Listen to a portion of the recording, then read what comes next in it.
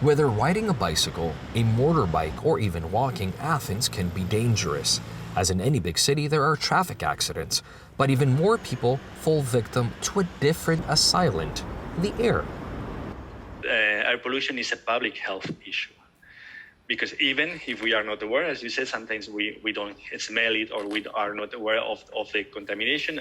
When we see the fog, we are aware of when we smell. But the thing is that the chronic exposure to air pollution is affecting our health via cancer, via respiratory diseases, via cardiovascular diseases, because what we are breathing, it has an impact on, I would say, all organs in our body.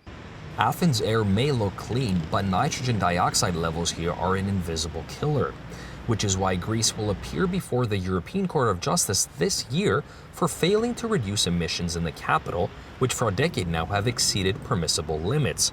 But Athens is not alone. Both Rome and Naples have persistently breached EU rules on air pollution, as well as other places, including the Bulgarian capital Sofia and the Cypriot capital Nicosia. What these cities all have in common are high population densities, traffic congestion, and warm weather.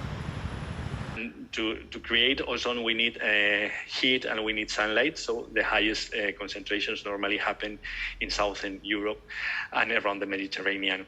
To give you some examples, for instance, for nitrogen dioxide, which is this compound coming mainly from road transport, we have the station with the highest concentration is placed in Istanbul.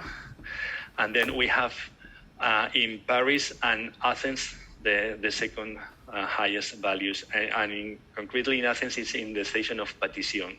As a reporter, I'm often working in the busy streets of Athens, so I wanted to know how much damage this might be doing to my lungs. We've been measuring air pollution in central Athens along my daily commute using a single app. And it shows that the amounts of nitrogen dioxide that are in the air here next to the Greek parliament are 7 times higher than the safe level according to the World Health Organization. Ideally, we would have to look at an average of weeks or even months, but this app suggests that the air that I'm currently breathing here in the heart of Athens is not safe. It's sad that every so often the EU has to bring us to court because we are the bad students. But the situation now is even more serious. We're talking about people losing their lives. We're talking about our children, the elderly, the vulnerable, because they are the ones most affected by air pollution. I live in the centre of Athens in an area with high levels of air pollution, and I'm afraid for my child. And I'm sure all those living in high-density areas are concerned for their children, their loved ones, and even themselves. The pandemic helped reduce emissions dramatically as lockdowns cut transport and industry.